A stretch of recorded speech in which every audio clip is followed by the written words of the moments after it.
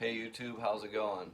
Just getting started on part two of the basement bathroom installation. Since the last video, only did a little bit of work down here, roughing in some Romex for 120 volt fan, receptacles, light switch. Not done with it all. Just, installing boxes, running some wire. Right now, I'm going to start working on roughing in the copper hot and cold water supply for the vanity, and we'll see how far I get today. Catch you later. Hey YouTube, just getting back. Started installing some copper here, and I just wanted to show everybody that some of the tools that you would want to have would be a copper cutting tube tool, some wire brushes for cleaning out the fittings and scuffing them up, emery cloth, lead-free solder paste, obviously, lead-free solder, torch.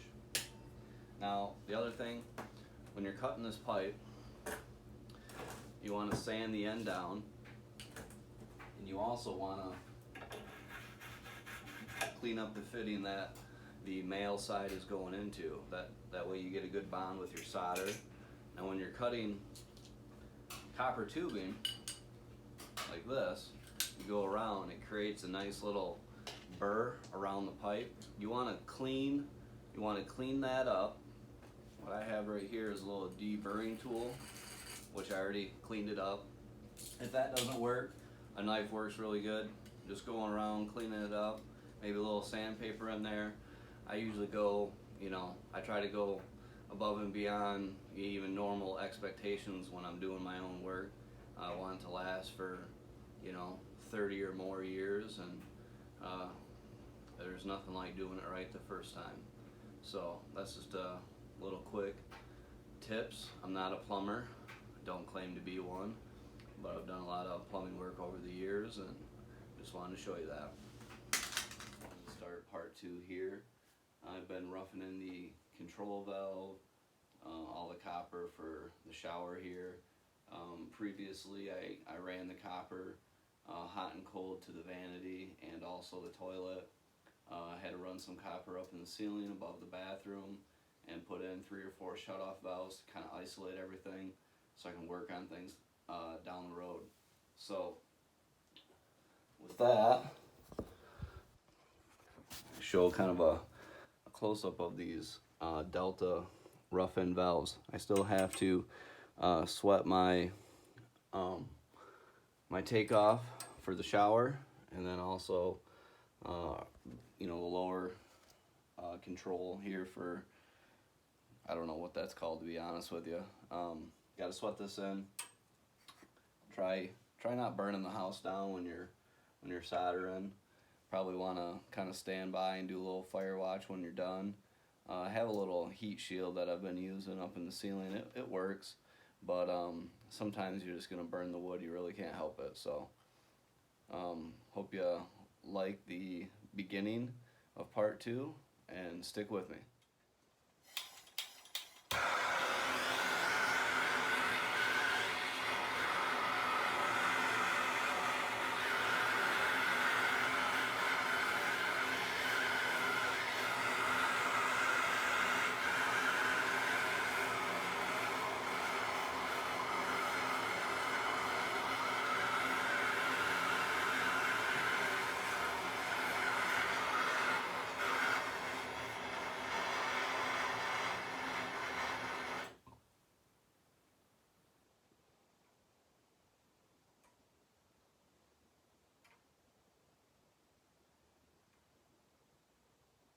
You just kind of work that solder right into the joint where the solder paste is, and then obviously you want to heat up your fittings where you want your solder to end up. You don't want to heat up this whole pipe. That's going to heat up on its own. You want to put the heat right on the fitting that you want the solder to stay. And it's a little trickier soldering upside down. It kind of wants to run back out. But get your heat up here in this valve, and try to push that solder right in there.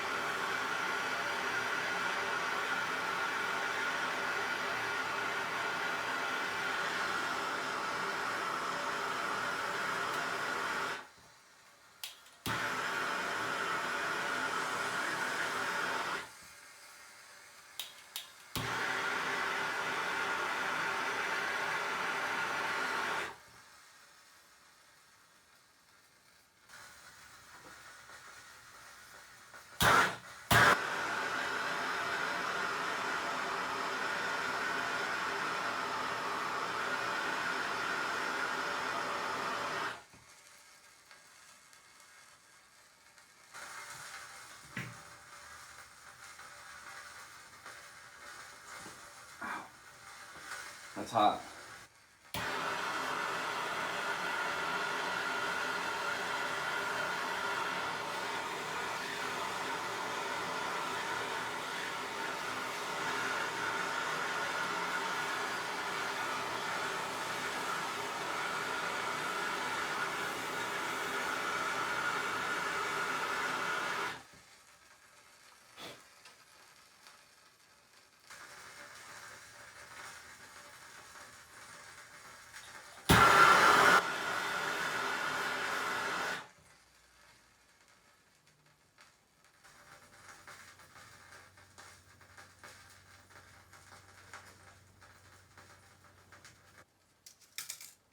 Alright, I think I got those soldered.